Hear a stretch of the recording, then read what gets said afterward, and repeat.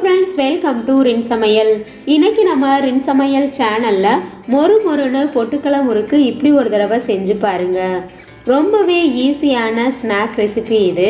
இந்த இன்ஸ்டன்ட் முறுக்க வீட்ல இருக்க பொருட்களை வச்சு ரொம்பவே ஈஸியா செஞ்சிரலாம். கடைகளில் வாங்கி சாப்பிட்றது மாதிரி நல்ல மொறுன்னு இருக்கும். தீபாவளி ரெசிபியான இந்த முறுக்கை நீங்களும் ட்ரை பண்ணி பாருங்க. samayal சேனலை சப்ஸ்கிரைப் பண்ணிக்கோங்க. பக்கத்தில் இருக்க ஆளுன்ற பெல் ஐகானை கிளிக் பண்ணி வச்சுக்கிட்டிங்கன்னா நான் போடுற வீடியோ உடனே உங்களுக்கு நோட்டிஃபிகேஷனில் வந்துடும்.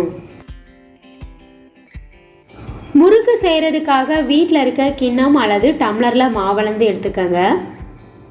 2 கப் அளவு அரிசி மாவு எடுத்திருக்கேன். நான் ரேஷனில் வாங்கி அரைச்ச பச்சரிசி மாவு தான் இது. அடுத்ததாக இது கூட 1/2 கப் அளவு பொட்டுக்கடலை எடுத்துக்கணும்.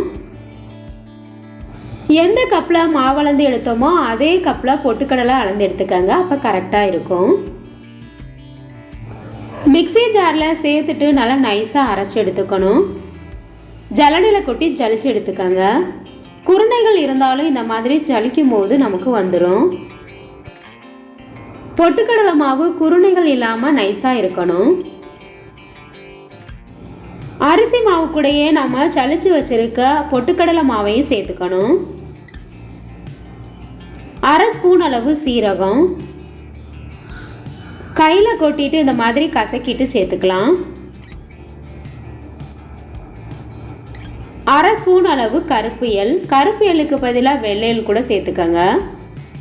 1/4 ஸ்பூன் அளவு பெருங்காயத்தூள், தேவையான அளவு உப்பு. நம்ம சேர்த்துருக்க எல்லா பொருட்களையும் இந்த மாதிரி நல்லா மிக்ஸ் பண்ணி விட்டுக்கணும். அதுக்கப்புறமா நம்ம தண்ணி சேர்த்து கலந்தோம்னா கரெக்டாக இருக்கும்.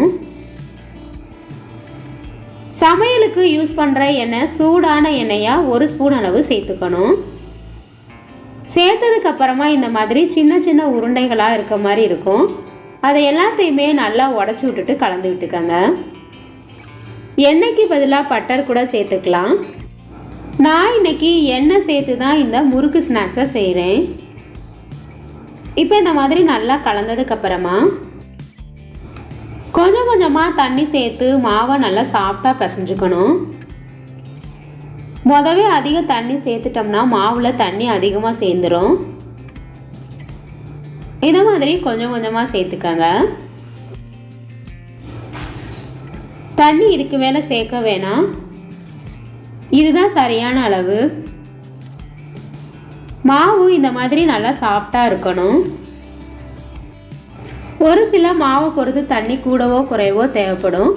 நான் எடுத்திருந்த மாவுக்கு 1/2 கப் அளவு தண்ணி தேவைப்பட்டுச்சு. காஞ்சிராமல் இருக்கிறதுக்காக மூடி போட்டு வச்சிடணும். இந்த மாதிரி 3 ஓட்டை இருக்க அச்சுத்தட்டு தான் நான் எடுத்திருக்கேன். கையில் கொஞ்சமாக எண்ணெய் தடவிட்டு முறுக்கு உரல் ஃபுல்லாக தடவிடணும். அப்போ தான் நம்ம பிழியும் போது மாவு ஒட்டாமல் ஈஸியாக பிழிய முடியும். இதே போல் பிழிகிற உரல்லையும் தடவிடுங்க. உரலுக்கு எந்த அளவு மாவு தேவையோ அதுக்கு தகுந்த மாதிரி எடுத்துக்கங்க. நான் இன்னைக்கு 3/4 உரல் இருக்கிற அளவுக்கு மாவை உருட்டி எடுத்திருக்கேன்.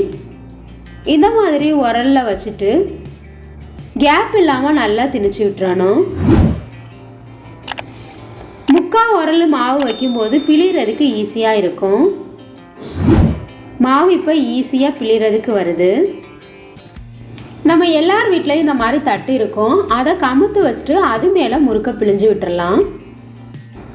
இதுக்கு பதிலாக உங்களுக்கு வாழை இலை அல்லது பாலித்தீன் கவர் கிடச்சா அதில் கூட நீங்கள் பிழிஞ்சு எடுத்துக்கோங்க. ஈஸியாக வரும்.